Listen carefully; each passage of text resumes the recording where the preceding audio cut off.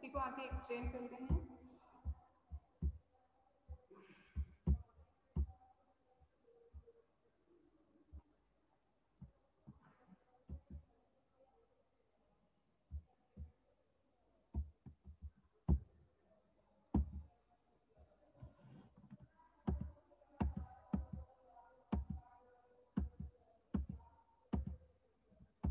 यहाँ तक हम पढ़ चुके थे, है ना, सभी को प्रिपरेशन ऑफ द प्लांट कि प्लांट किस तरह से फाइल किया जाएगा। तो एक बार रिकॉल कर लीजिए सभी लोग कि सिविल सूट, जब कोई भी सिविल सूट फाइल किया जाता है तो किस तरह से किया जाता है। मेन कंडीशंस जो हैं वो ये हैं, जिसमें मैंने कल कुछ अमेंडमेंट भी बताए थे, केस लॉज के नाम भी आप लोगों ने ऐड किए थे। जो मेन कंडीशंस है वो कि 2 कॉपी में सूट फाइल किया जाता है, प्रॉपर उसमें सारा आपका जो सब्जेक्ट मैटर है, सब्जेक्ट मैटर, अपोजिशन, दोनों parties, subject matter, cause of action and relief. ये तो आपके मेजर चीजें हो गई कि ये होना कंपलसरी है। किसी भी सूट के लिए 4 चीजें होना कंपलसरी है सिविल सूट के लिए, कि जिसमें दोनों पार्टीज हों, दोनों पार्टीज के प्रॉपर नाम हो, उनका रेसिडेंस, सारी चीजें प्रॉपर मेंशन की जाएं। फिर सब्जेक्ट मैटर की किस चीज के लिए डिस्प्यूट्स हैं, कॉज ऑफ एक्शन, उस डिस्प्यूट में कौन सा ऐसा कॉज है जिसके कारण हम सूट फाइल कर रहे हैं, और रिलीफ कि हम कोर्ट से क्या रिलीफ चाहते हैं, है ना। फिर सूट का मीनिंग, मेन इसमें जो condition, preparation of the plant, court का नाम होगा, ज्यूरिसडिक्शन होगा, पूरा डिस्क्रिप्शन दोनों का, प्लांटिफ का और डिपेंडेंट का होगा। अगर कोई माइनर पर्सन है, अनसाउंड माइंड है, तो उसके लिए उसे मेंशन किया जाएगा, कॉज ऑफ एक्शन और क्या रिलीफ चाहा गया है, सेट ऑफ सब्जेक्ट मैटर, सारी चीजें। इन सारी चीजों के साथ एक चीज और मैंने कल आपको कही थी कि कई बार ये होता है कि अगर मैं चाहती हूँ कि मेरे लिए, मुझे खुद को कोई सिविल सूट फाइल करना है तो आई कैन डू दैट, जरूरी नहीं कि मैं किसी लॉयर को ही अपॉइंट करूँ, बट ऐसा रेयर होता है। और रेयर में भी कब होता है, जब ऑलरेडी किसी व्यक्ति को उस सारी प्रोसेस के बारे में पता हो। कभी भी कोर्ट इस तरह का कोई भी केस एक्सेप्ट नहीं करता है जो प्रॉपर, जितनी भी यहाँ कंडीशंस बताई गई हैं उसके बगैर फाइल किया जाए, है ना। कुछ अमेंडमेंट हुए हैं 1999 में, जिसमें कि स्पेशली बोला गया है कि एफिडेविट के बगैर कोई भी सिविल सूट फाइल नहीं किया जा सकता है, एफिडेविट प्लांटिफ के। और इसके अलावा जब डिपेंडेंट का WS रिटर्न स्टेटमेंट, मतलब उसका जवाब दिया जाता है, तो उसमें डिपेंडेंट का एफिडेविट भी कंपलसरी होता है। इसी के साथ जो प्रॉपर समन्स वगैरह का जो प्रोसेस है वो इसके आगे हम पढ़ेंगे। अब यहाँ तक के अलावा कुछ और नॉमिनल सी प्रोसेस है, जैसे कि अब मनी सूट, देखिए 2 तरह के सूट होते हैं, सभी को पता है। एक तो हम इमूवेबल प्रॉपर्टी के लिए लगाते हैं सिविल में, एक मूवेबल प्रॉपर्टी के लिए। इवन 15, 16, 17, 18 जो हमने सेक्शंस देखे थे उसमें हर चीज क्लियर कर दी गई थी कि मूवेबल, इमूवेबल, इवन बॉडी के अगेंस्ट, बॉडी के अगेंस्ट में क्राइम वाला कैटेगरी का नहीं, सिविल मीन्स टॉर्ट्स वाले, जिसमें कि इस तरह का कोई कंपनसेशन हम डिमांड करते हैं जो कि सिविल कैटेगरी में जाता है। आर्टिकल सेक्शन 19 अगर किसी को याद आ रहा हो तो, 16 में हमने इमूवेबल प्रॉपर्टी के लिए पढ़ा था, 18, 19 में हमने, 19 में हमने मूवेबल प्रॉपर्टी और बॉडी के अगेंस्ट जो होता है उसके लिए पढ़ा था। तो यहाँ पर जैसे in money suit the plaint shall state the amount claim, अब यहाँ पर कितना अमाउंट है ये मेंशन किया जाना जरूरी है। जैसे कल आपको मैंने समझाया था कि अगर कोई मैटर है या जो भी सब्जेक्ट मैटर है इमूवेबल प्रॉपर्टी है, अगर जैसे सेकंड पॉइंट देखिए आप, where the subject matter of the suit is immovable property, the plaint shall contain the description of the property sufficient to identify it, even उसका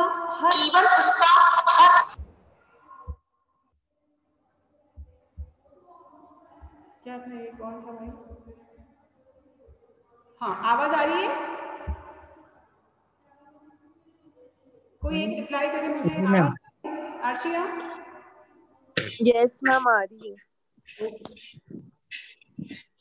जैसे कि हम किसी प्लॉट के लिए केस है कि मान लीजिए कि 100 बाय 100 का एक प्लॉट है जिसके ऊपर डिस्प्यूट है ना, तो उस डिस्प्यूट के लिए अब यहाँ पर जो सब्जेक्ट मैटर है, यहाँ क्लियरली मेंशन है कि जो सब्जेक्ट मैटर है इमूवेबल प्रॉपर्टी का, उसका पूरा डिस्क्रिप्शन, उस प्रॉपर्टी का पूरा कि कितने बाय कितने का है उसके।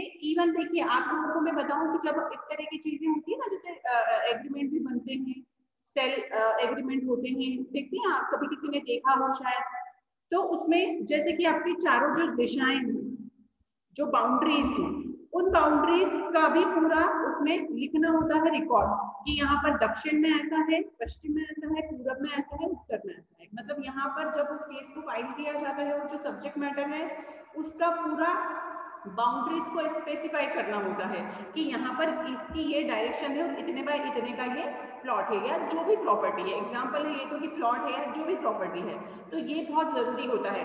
कभी आप लोग देखेंगे कि जो सेल परचेज के ये जो बनते हैं, एग्रीमेंट बनते हैं, उसमें भी इस तरह की चीजें मेंशन की जाती हैं कि प्लॉट साइज क्या है या जो भी बिल्डिंग है उसका क्या एरिया है। फिर where the plaintiff sue in the representative character, the plaintiff shall show not only the that has an actual existing interest in the subject matter, but that he has taken the steps, if any necessary, to enable him to institute a suit concerning it. अब देखिए एक चीज मैं आपको बताऊं, ये नई चीज है, थोड़ा अगर किसी को नोट डाउन करना है तो आप लोग इसे प्लीज नोट कर लीजिएगा। एक होता है नॉर्मल सूट कि भाई आपने किसी के लिए मेरे अगेंस्ट मेरे कुछ रिलीफ मुझे कोर्ट से चाहिए, तो मैंने उसके लिए कोई सूट फाइल किया है। अब कई बार ऐसा होता है कि अगर कोई व्यक्ति ऐसा है, जैसे कि मान लीजिए माइनर, अभी हम लोगों ने एक आगे पढ़ा था कि अगर कोई अनसाउंड माइंड है या कोई माइनर है तो उसका भी उसमें मेंशन किया जाएगा, है ना, कि वो माइनर है। तो अब मान लीजिए कि कोई माइनर है या कोई ऐसा व्यक्ति है अनसाउंड माइंड है जिसके लिए वो खुद केस नहीं लगा सकता, तो उस कंडीशन में अगर इमीडिएट रिलीफ चाहिए कि हम वेट नहीं कर सकते कि वो 18 ईयर का होगा या वो एडल्ट होगा तभी उसके फेवर में सूट लगाया जाएगा, तब उस कंडीशन में क्या होगा, कोई भी व्यक्ति उसके बिहाफ पर जिससे कि उसका डायरेक्ट कोई ऐसा कनेक्शन है कि वो उसके फेवर में सूट फाइल कर सकता है, उसे कहा जाता है रिप्रेजेंटेटिव सूट। नोट डाउन कर लीजिएगा इसे। ऑर्डर 1 रूल 8 में भी इसे मेंशन किया गया है।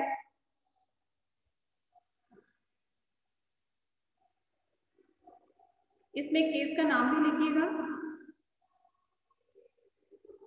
गंगा विष्णु वर्सेस नाथूलाल।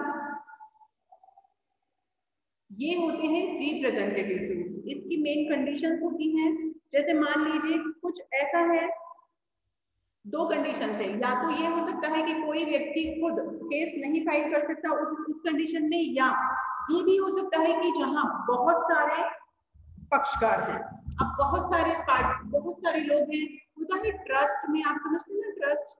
अब जैसे मान लीजिए उस कंडीशन में ये है कि बहुत सारे लोग हैं, तो कोई एक व्यक्ति रिप्रेजेंट कर ले उन लोगों को सभी को और उसके लिए उस केस को फाइल कर दे। अब उस कंडीशन में कई सारे लोग हो सकते हैं, या जो व्यक्ति जो प्लांटिफ है कई बार उसके बिहाफ पर भी लगाया जा सकता है। और सबसे मेन चीज है कि उन सभी के बिहाफ पर जब कोई एक पर्सन केस लगाता है तो पर उन सभी का इंटरेस्ट जो है वो सिमिलर होना चाहिए। देखो उसका एक एग्जांपल मैं आपको बताती हूँ, सिविल ये लेबर कोर्ट में होता है ना कई बार कि यूनियन लगाता है, लेबर यूनियन कोर्ट में केस फाइल करता है, तो कोई एक व्यक्ति, सभी लोगों का उसमें इंटरेस्ट होता है, सभी की कंडीशन एक होती है, सभी का एक ही चीज के लिए डिमांड होती है, रिलीफ होता है, और कोई एक व्यक्ति उसके लिए केस फाइल कर सकता है।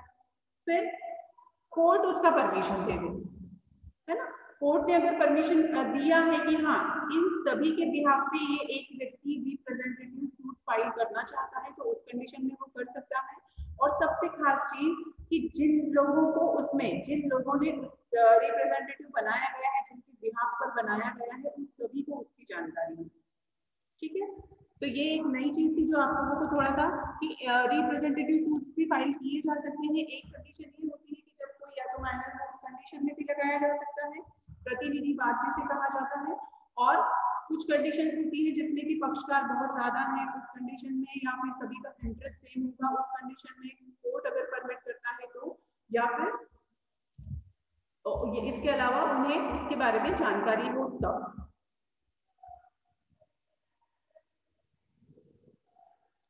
The plan shall show that the dependent, जो डिपेंडेंट है उसका इंटरेस्ट उस सब्जेक्ट मैटर में रहा है, वो लायबल है कि उसे उस चीज के आंसर के लिए जो कि प्लांटिफ ने डिमांड की है उसे कॉल किया जाए।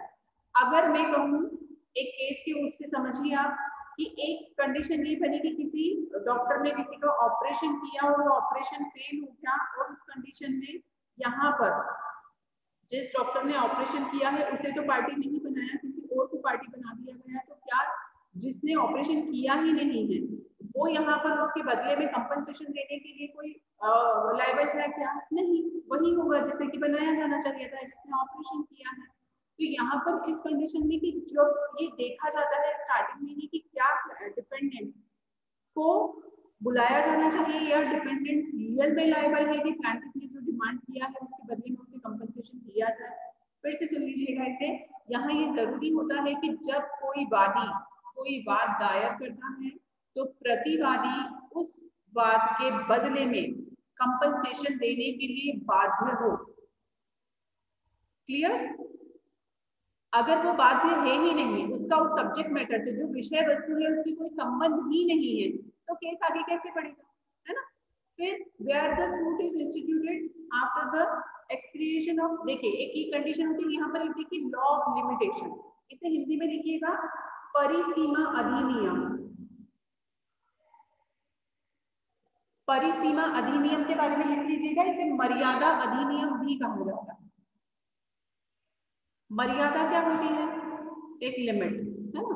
अब अगर हमारे पास अभी टीपी आप पढ़ेंगे और कई सारे एक्ट ऐसे पढ़ेंगे जिसमें हर एक चीज के लिए क्लियर कर दिया गया है, जैसे कि मान लीजिए कि मैं टेनेंट हूँ, ठीक? अब टेनेंट होने के दौरान मुझे मेरे ऑनर ने मकान से पोजीशन ले लिया बिना किसी रीजन के। सभी को पता होगा एडमिशन एक्ट है हमारे यहाँ पर, जिसमें कि किसी व्यक्ति को अगर आपने किराएदारी पर रखा है तो आप उसे बिना किसी कारण के नहीं निकाल सकते, है ना? आपका उस एक्ट का सेक्शन 12 में कई सारी ऐसी कंडीशन दी है जिसमें एक बोला जाता है वास्तविक आवश्यकता, उसके अलावा आप उसे नहीं निकाल सकते। अब मान लीजिए कि किसी व्यक्ति ने किसी किराएदार को बिना किसी रीजन के निकाल दिया है, अब यहाँ पर ये लिमिटेशन है कि क्योंकि उसका उस पर हक नहीं है, हक इन द सेंस कि यहाँ उसका हक पोजीशन था और वो टेनेंट था, ऑनरशिप नहीं है ना, तो ऑनरशिप नहीं होती है तो 6 मंथ होते हैं हमारे पास कि आप 6 महीने के अंदर केस फाइल करते हैं, ठीक? अगर खुद की प्रॉपर्टी है और खुद की प्रॉपर्टी से किसी व्यक्ति को बेकब्जा किया गया है, पोजीशन ले लिया गया है या उसे हटा दिया गया है, उस कंडीशन में 12 साल का समय होता है, ठीक? अब ये लिमिटेशन एक्ट से रिलेटेड कुछ चीजें मैं आपको बता रही हूँ यहाँ पर। अब अगर उन 12 सालों में भी किसी व्यक्ति को होश नहीं आया कि हाँ भाई मेरी खुद की प्रॉपर्टी है जिस पर कि मेरा पोजीशन नहीं है, किसी और ने लेकर रखा हुआ है, तो आपको यहाँ जुडिशरी ने कितना टाइम पीरियड रखा है, विधि ने क्या दिया रखा है? 12 साल कम नहीं होते हैं, 12 साल में आप उसके लिए केस फाइल कर दें। अगर टेनेंट है 6 महीने में कर दें। अब अगर मान लो कि लिमिटेशन निकल गया है ना, तो अब वो लिमिटेशन के बाद अगर आप कोई केस आप फाइल करते हैं तो लिमिटेशन एक्ट का सेक्शन 5 जो है वो, अगर आपके पास कुछ ऐसे ग्राउंड्स हैं जिसमें कि वो टाइम एग्जेम्पशन हुआ है और उसके बाद भी आप क्लेम करने के लिए क्लेम करना चाहते हैं, तो फिर यहाँ पर आपको सेक्शन 5 ऑफ लिमिटेशन एक्ट में ये बताना पड़ेगा कि क्यों इस तरह का एग्जेम्पशन लिया गया है या क्यों आपने इतना गैप किया है, या लिमिटेशन एक्ट की जो लिमिट है उसके जाने के बाद आप केस क्यों फाइल कर रहे हैं। यहाँ पर एक्सपायरी जो होता है वो ये होता है कि लिमिटेशन एक्ट में हर एक चीज का, हमको शायद आपकी सेक्शन इसी के साथ ही होगा limitation act I think 50 unit में, तो ये किसी हम लोग पढ़ेंगे जिसमें हर एक चीज बता दी गई है। मॉर्गेज के केस कब तक लगाए जा सकते हैं, मूवेबल के कब तक लगाए जा सकते हैं, मूवेबल प्रॉपर्टी से रिलेटेड कब तक लगाए जा सकते हैं, हर चीज का लिमिटेशन होता है, 3 साल 5 साल 10 साल 12 साल इतना तक होता है। तो यहाँ पर जब आपका लिमिटेशन निकल गया है तो लिमिटेशन निकलने के बाद सेक्शन 5 हमें कुछ ग्राउंड से बताता है जिसमें कि हम सेक्शन 5 में कुछ हमारे पास अगर इस तरह के ग्राउंड है जिसके आधार पे हम एग्जेम्पशन में, तो हमें वो प्रॉपर यहाँ प्रिस्क्राइब करने होते हैं।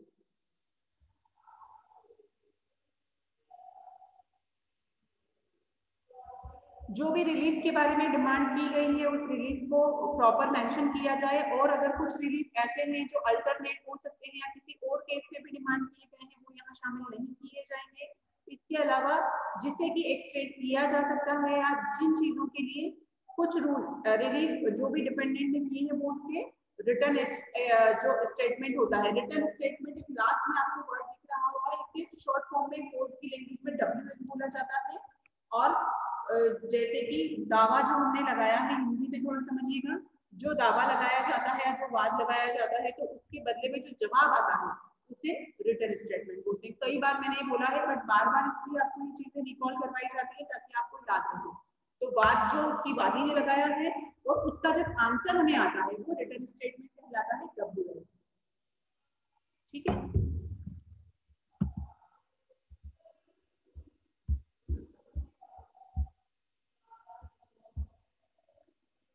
where the plaintiff seeks relief distinct claim or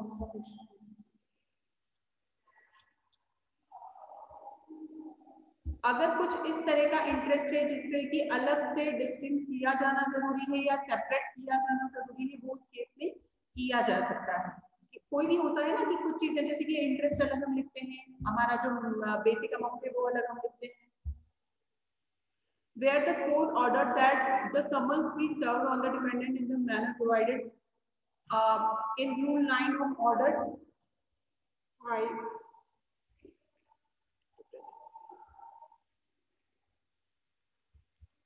देखिए, एक चीज है, एक प्रोसेस जो हम पढ़ रहे हैं, ये प्रोसेस अभी आगे बढ़ेगा, समन्स पर जाएगा। सबसे पहला जो प्रोसेस होता है वो क्या होता है, अभी मूट कोर्ट में कई लोगों से क्वेश्चन किया गया था कि सिविल मूट कोर्ट का जो एक्सटर्नल था सभी को पूछा गया था कि सिविल केस में क्या प्रोसेस होता है। तो सबसे पहला कुछ लोगों ने आंसर दो। हाँ 199 दबा रहा हूँ तो भी बोल रहा है कि 199 पे कॉल करें। भाई अपना म्यूट कर लीजिए, कौन बातें कर रहे हैं। फारसी हो गए इसमें तो वेरिफिकेशन तो हो गया है मेरा। गणेश विश्वकर्मा, मैम। भांगी सैनी कौन है, आयुष शर्मा, भाई कौन लोगों ने ज्वाइन किया हुआ है आज? मैम मतलब हमारी क्लास तो 2 बजे है ना, तो आपने अभी क्यों ज्वाइन किया? मैम फिर अभी आप मतलब किसी और को पढ़ा रहे हो, किसी और ऑब्वियसली किसी और को पढ़ा रही हूँ। आप लोगों ने मैम एक्चुअली एक फ्रेंड है, किसी को कोई डाउट, किसी को कोई क्वेरी है इससे रिलेटेड आप लोग पूछ सकते हैं। जैसे कि कई सारी चीजें हैं जो कि आप लोगों के लिए आई थिंक नहीं होंगी, तो आप लोग को उसमें कहीं कोई डाउट है तो आप लोग पूछ लीजिए। पूरा जो हमारा प्रोसेस है स्टार्टिंग से लेकर लास्ट तक का, कि किस तरह से कोई भी सिविल सूट फाइल किया जाता है, पार्टीज को लेकर, सिविल सूट को लेकर, डिपेंडेंट को लेकर और प्लेंटिफ को लेकर। हिंदी में एक बार अच्छे से जिसने भी शब्द नहीं लिखे हैं सभी लोग फिर से लिख लीजिएगा। रामलाल, गणेश विश्वकर्मा, विजय करोडे, गंगाराम, आप लोगों को थोड़ा सा प्रॉब्लम अगर जाता है तो आप लोग बताया करिए कि आप लोगों को प्रॉब्लम जाता है। देखिए, वाद, वादी, प्रतिवादी, पक्षकार, समन्स, कुसंयोजन, असंयोजन, ये जो नए शब्द आप लोगों ने सुने हैं, इसमें कहीं भी कोई डाउट हो तो आप लोग मुझसे पूछ सकते हैं। प्रवीण पटेल समझ में आया? Institution of suit. Yes ma'am. है ना? तो इसको सभी लोग रीड करेंगे और कल हम लोग टेस्ट प्लान करेंगे CPC का। तो टेस्ट में मैं 3 क्वेश्चन पूछने वाली हूँ शॉर्ट, 5 क्वेश्चन रहेंगे, 5 में से 3 आपको लिखना है आधे घंटे में। Okay ma'am. मैम ये कुसंयोजन और असंयोजन में थोड़ा डिफरेंस से समझाते थे।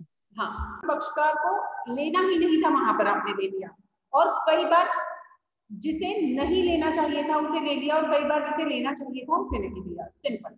अगर जिसे नहीं लेना है उसे आपने ले लिया है तो उसका क्या सेंस है? अननेसेसरी वो परेशान होगा। जैसे कि हमारा प्रॉब्लम है बेटे से, और अब हम बेटे की ही प्रॉपर्टी है, पेरेंट्स का कोई रोल ही नहीं है, आपने पेरेंट्स का नाम भी उसमें ले लिया है। अब पेरेंट्स को अननेसेसरी हर केस पर हर तारीख पर आना होता है, तो कोर्ट में अगर डिपेंडेंट चाहे तो तुरंत उस चीज के लिए एप्लीकेशन लगा सकता है कि भाई यहाँ पर जो पेरेंट्स है उनका तो कोई रोल ही नहीं है, उनका कोई सब्जेक्ट मैटर में इन्वॉल्वमेंट है ही नहीं, जो भी विषय वस्तु है केस की उसमें उनका कहीं कोई रोल नहीं है, तो फिर उनका यहाँ होना क्यों जरूरी है? तो अगर कोर्ट को लगता है, जज को लगता है, तो वो यहाँ पर उनके नाम हटा सकता है ना? तो पार्टीज का आपका जो मेन पर्पज है इस चीज का वो ये है कि सिर्फ उन्हें ही पक्षकार बनाया जाए जो उस सब्जेक्ट मैटर से सीधे रिलेशन रखते हैं, चाहे वो वादी हो चाहे वो प्रतिवादी। अगर आप अननेसेसरी लोगों को पार्टी बनाते हैं तो लोग भी परेशान होते हैं और कोर्ट का जो पर्पस है वो पूरा नहीं हो पाता है। तो यहाँ पर उन्हीं लोगों को पक्षकार बनाया जाना चाहिए, चाहे वो प्रतिवादी के पार्ट पर हो चाहे वो वादी के पार्ट पर हो, जिनका कि उस सब्जेक्ट मैटर से सीधा रिलेशन है और जो उस कॉज ऑफ एक्शन से सीधे जुड़े हुए हैं, जो नहीं है उन्हें अननेसेसरी हम बनाते हैं, तो वो लोग बिना मुझे परेशान होते हैं और आपका जो केस है वो और ज्यादा लंबा चलता है, क्योंकि फिर सभी की गवाही होना, सभी के डॉक्यूमेंट्स होना, सभी के अलग से एविडेंस होना, कई सारा प्रोसेस होता है, तो इसलिए ये जरूरी है। अब आई थिंक सिविल सूट किस तरह से फाइल किया जाता है ये प्रोसेस आप लोगों को समझ आया है, इसमें कोई प्रॉब्लम नहीं होना चाहिए। अगर इसकी बात भी है तो आप लोग पूछ सकते हैं। और सबसे खास चीज है कि भाई सभी